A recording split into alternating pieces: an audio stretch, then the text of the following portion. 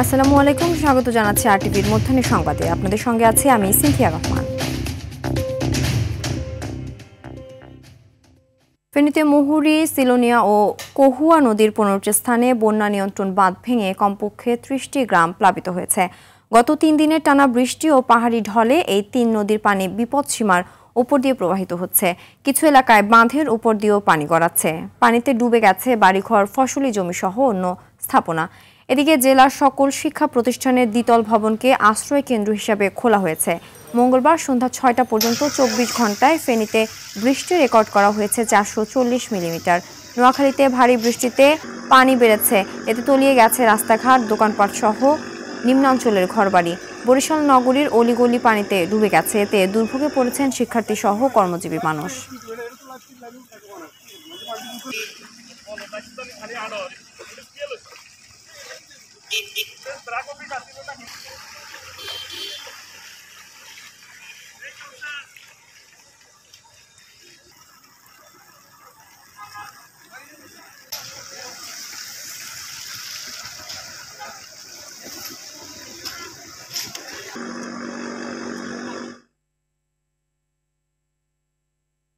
নোয়াখালীতে বৃষ্টি ও জলাবদ্ধতা নিয়ে সর্বশেষ অবস্থা জানাতে সরাসরি যুক্ত হচ্ছেন সহকর্মী গিয়াসউদ্দিন রনি। রনি, নোয়াখালীতে পানি বৃদ্ধির সবশেষ অবস্থা কি? জনজীবনের প্রভাব কেমন দেখছেন? ধন্যবাদ। আপনি যেমনটি জানাচ্ছিলেন, নোয়াখালীতে টানা 3 দিনের বর্ষণে কিন্তু পানি বেড়েই চলেছে। আর টানা বৃষ্টিতে পানি বাড়ার কারণে কিন্তু পানি নিষ্কাশিত হচ্ছে না, এই জন্য কিন্তু পানি বৃদ্ধি পাচ্ছে। এদিকে ফেনীর মুহুরী নদীতে উজানের পানি বৃদ্ধি পাওয়ায় কিন্তু নোয়াখালী জেলা প্রশাসন, জেলা দুর্যোগ ব্যবস্থাপনা কমিটি সভা ডেকেছে। ওই সভায় তারা সিদ্ধান্ত নেবে নোয়াখালীর এই বৃষ্টির পানি এবং জলাবদ্ধতার সৃষ্টিতে তাদের করণীয় কি।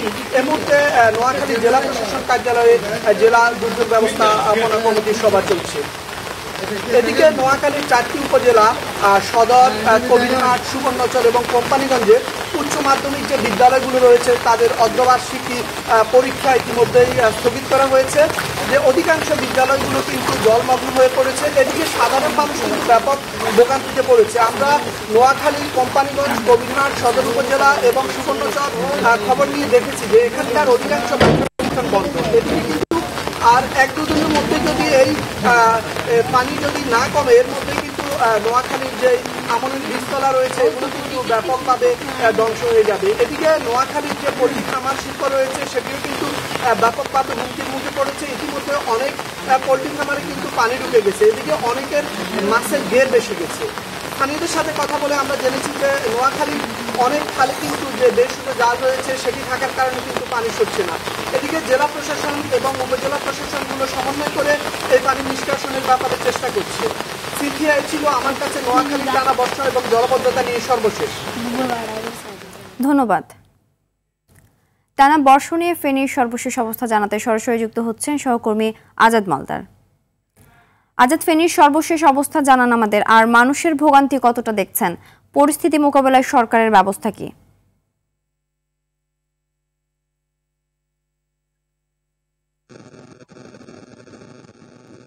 হ্যালো,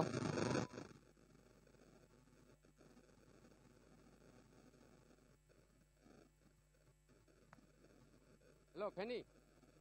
হ্যালো হ্যালো সিনথি, আপনি যেমনটি বলছিলেন যে আমি দাঁড়িয়ে আছি এখন ফেনী পরশুরাম বিলোনিয়া অর্থাৎ পোর্ট কানেক্টিং রোডের উপরে। এখানে 1 হাঁটু থেকে 1 কোমর পর্যন্ত পানি গড়াচ্ছে। এখানে মানুষের যে দৃশ্যত মানুষ পানিবন্দী অবস্থা জীবনযাপন করছে। আসলে এখানে যে এই যে শহরের এই যে প্রধান সড়কের যদি এই অবস্থা হয়, লোকালয়ের কি করুণ অবস্থা। আপনাদেরকে জানিয়ে রাখি যে গতকাল থেকে রাত পর্যন্ত প্রায় মুহুরী নদী, সিলোনিয়া এবং কহুয়া নদীর 3টি স্থানে প্রায় 15টি ভাঙন দেখা দিয়েছে, যার প্রেক্ষিতে প্রায় 30টি গ্রাম বন্যা কবলিত হয়েছে। এখানে মানুষজন দৃশ্যত লাখ লাখ লোক মানুষ পানিবন্দী অবস্থা মানবতা জীবনযাপন করছে। গত রাত থেকে প্রশাসনের পক্ষ থেকে এই যে সমস্ত প্রাথমিক বিদ্যালয় এবং হাই স্কুলগুলো দ্বিতল ভবন রয়েছে তাদেরকে সরিয়ে নেওয়া হয়েছে, তাদেরকে ওইখানে শুকনো খাবারের ব্যবস্থা করা হয়েছে। জেলা প্রশাসক আমাদেরকে জানিয়েছেন যে এখানে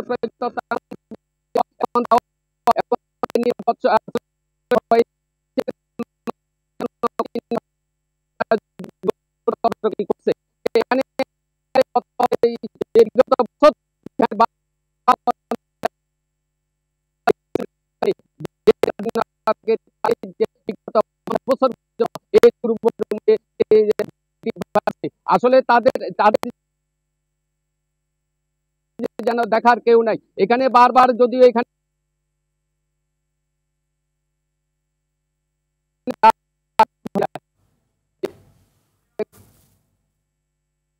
ধন্যবাদ। দক্ষিণ পশ্চিম মৌসুমী বায়ু সক্রিয় থাকায় ঢাকাসহ দেশের বিভিন্ন জেলায় আগামী 24 ঘন্টায় ভারী বর্ষণ হতে পারে বলে জানিয়েছে আবহাওয়া অধিদপ্তর। সকালে অধিদপ্তরের পক্ষ থেকে এ তথ্য জানানো হয়। ঢাকায় গেল 24 ঘন্টায় 45 মিলিমিটার বৃষ্টিপাত রেকর্ড করা হয়েছে। পূর্বাভাস বলছে খুলনা, বরিশাল, পটুয়াখালী, নোয়াখালী, কুমিল্লা, চট্টগ্রাম ও কক্সবাজার অঞ্চলের ওপর দিয়ে দক্ষিণ দক্ষিণ পূর্ব দিক থেকে ঘন্টায় 45 থেকে 60 কিলোমিটার বেগে অস্থায়ীভাবে দমকা বা ঝড়ো হাওয়া সহ বৃষ্টি বা বজ্রবৃষ্টি হতে পারে। এদিকে দেশের অভ্যন্তরীণ নদী বন্দরগুলোতে সতর্কতা জারি করে 1 নম্বর সংকেত দেখাতে বলা হয়েছে। তবে আজ বিকেলের পর বৃষ্টিপাত কিছুটা কম হতে পারে বলে জানান আবহাওয়াবিদ তরিকুল নেওয়াজ কবির।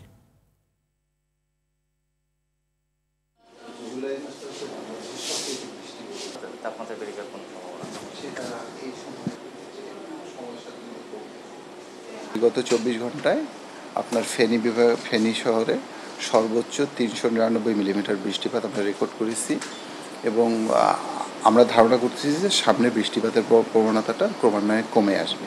ওয়েস্ট বেঙ্গল এবং অ্যাডজয়েনিং এরিয়ায় মানে এর আশেপাশে একটি লো প্রেশার এরিয়া থাকার কারণে এবং সেই সাথে অ্যাক্টিভ সক্রিয় মৌসুমি বায়ুর কারণে দেশের দক্ষিণাঞ্চলে বৃষ্টিপাতের আধিক্য দেখা দিয়েছে।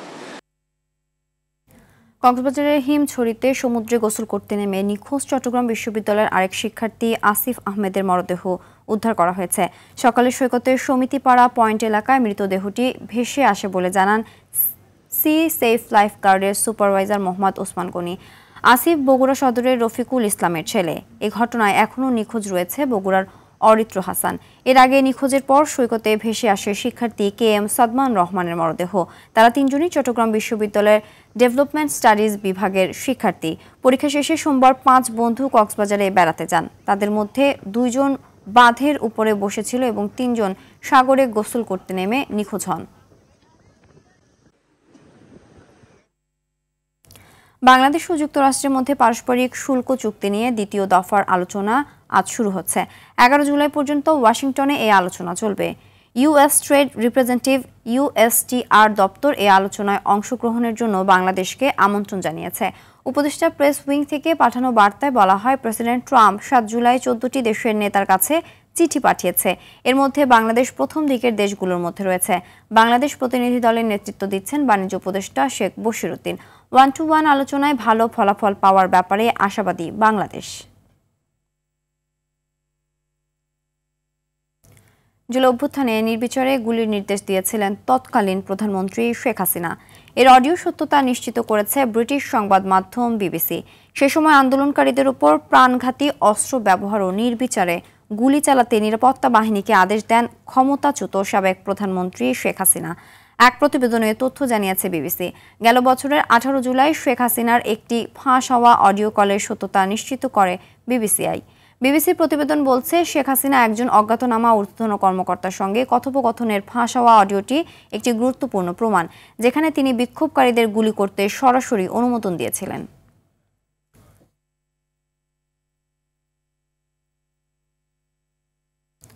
আন্তর্জাতিক প্রসঙ্গ।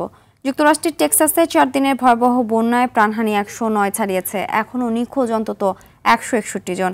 সবচেয়ে বেশি ক্ষতিগ্রস্ত হয়েছে কের কাউন্টি। সেখানে অন্তত 84 জনের মৃত্যু হয়েছে। এর মধ্যে 28 জনই শিশু। এখনও নিখোঁজ 41 জন। শনাক্ত করা যায়নি 32 জনের মরদেহ। আগামী 24 ঘন্টা পর্যন্ত মধ্য টেক্সাসে দুর্যোগপূর্ণ আবহাওয়ার পূর্বাভাস দিয়েছে কর্তৃপক্ষ। শুক্রবার দুর্গত এলাকা পরিদর্শনে যাবেন মার্কিন প্রেসিডেন্ট ডোনাল্ড ট্রাম্প। গেল শুক্রবার ভোর থেকে টানা বৃষ্টিতে টেক্সাসের গুয়াদালুপে নদীর পানির উচ্চতা বেড়ে এ বন্যা পরিস্থিতি তৈরি হয়। চলতি সপ্তাহের শেষের দিকে গাজায় যুদ্ধবিরতি হতে পারে। এই ইস্যুতে ইসরায়েল প্রধানমন্ত্রী বেনিয়ামিন নেতানিয়াহুর সঙ্গে দ্বিতীয় দফা বৈঠকের পরে মন্তব্য করেছেন মার্কিন প্রেসিডেন্ট ডোনাল্ড ট্রাম্প। যুদ্ধবিরতির সম্ভাবনা ছাপিয়ে গাজায় ইসরায়েলি আগ্রাসন চলছে। অবরুদ্ধ গাজা উপত্যকায় ইসরায়েলের হামলায় একদিনে নিহত হয়েছে আরও অর্ধশতাধিক ফিলিস্তিনি। নেতানিয়াহু বাহিনীর হামলার মুখে গাজা সিটির জয়তুন হাসপাতালের কার্যক্রম পুরোপুরি বন্ধ রয়েছে। এদিকে লন্ডনে অবস্থানরত ফরাসি প্রেসিডেন্ট ইমানুয়েল ম্যাক্রো বলেন, জরুরি যুদ্ধবিরতির পাশাপাশি ফিলিস্তিন রাষ্ট্রকে আনুষ্ঠানিক স্বীকৃতি দেয় গাজায় যুদ্ধ অবসানের একমাত্র টেকসই সমাধান।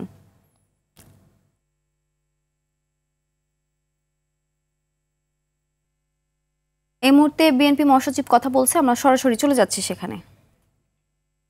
হাসপাতাল বাংলাদেশের যতগুলো সরকারি হাসপাতাল আছে তার মধ্যে এই হাসপাতালটি ডেডিকেটেড টুয়ার্ডস নিউরো ইস্যুজ, এবং তারা ইতিমধ্যে দেশে বেশ সুনাম অর্জন করেছেন। তাদের চিকিৎসা এবং তাদের যে এখানে চিকিৎসার পর যে সেবা অর্থাৎ রিহ্যাবিলিটেশন প্রোগ্রামগুলোতে তারা ভালো করেছেন। আমরা আশা করব যে সরকার এখানে আরও গুরুত্ব দেবে এবং এই হাসপাতালটিকে একটা স্বয়ংসম্পূর্ণ বিদেশে যে ধরনের আপনার নিউরো হসপিটাল আছে সেই নিউরো হসপিটালে পরিণত করবে। Thank you. আমরা বাংলাদেশি গণমাধ্যমের পক্ষ থেকে বিভিন্ন তথ্যপত্র তুলে ধরে রিপোর্ট করেছি বিগত ফ্যাসিবাদের বিরুদ্ধে। আজকেই বিবিসি একটি তথ্যপত্র এমন তথ্যপত্রকে ফোন কল পাওয়া গেছে এবং তিনি হত্যার নির্দেশ দিচ্ছে, গুলি চালানোর নির্দেশ দিচ্ছে। এখন এমন একটি দলের বিষয়ে আপনার বক্তব্য কি? তারা কি নিষিদ্ধ হওয়া দরকার? সামনে নির্বাচনে অংশগ্রহণ বিচারে পারে? তাদের বিচারটা আপনারা খুব ভালো করে জানেন যে এই আওয়ামী লীগের নির্যাতন, নিপীড়ন, হত্যা, গুম, খুনের সবচেয়ে বড় ভিকটিম আমাদের দল। আমি নিজেও 112টা মামলা 13বার জেলে যাওয়ার সুযোগ। আমরা সবসময়ই আপনার মনে করি যে যে সমস্ত রাজনৈতিক দল আপনার ফ্যাসিবাদের পক্ষে থাকবে, যারা ফ্যাসিবাদের পক্ষে আওয়ামী লীগ কাজ করেছে, তাদের প্রতিটি ব্যক্তির শাস্তি হওয়ার প্রয়োজন। তাদেরকে নিয়ে আসা উচিত আপনার আইনের আওতায়, তাদের চিকিৎসা হওয়া উচিত। এবং এই বিশেষ করে দলের প্রধান শেখ হাসিনা, তিনি এককভাবে আমি মনে করি responsible for the killing of thousands of people, এবং যেন টর্চার, নিপীড়নের জন্য তিনি দায়ী। সুতরাং তার বিচার ইতিমধ্যে শুরু হয়েছে। আমরা আশাবাদী তিনি এবং তার সঙ্গে যারা এই হত্যাকাণ্ডের সঙ্গে, গণহত্যার সঙ্গে এবং এই ফ্যাসি আক্রমণের সঙ্গে জড়িত তাদের প্রত্যেকেরই বিচার হবে। এবং সেই হিসাবে দল যদি আইনের আওতায় নিয়ে এসে দলও যদি আমরা দেখা যায় যে দলগত হিসাবে, তাহলে অবশ্যই তাদেরও বিচার হওয়া উচিত বলে আমি দেখছিলাম। বিএনপি মহাসচিব বক্তব্য অংশবিশেষ। মধ্যাহ্নের সংবাদ এ পর্যন্তই। দুপুরের সংবাদ 2:45টায় দেখার আমন্ত্রণ রইল। ধন্যবাদ সবাইকে।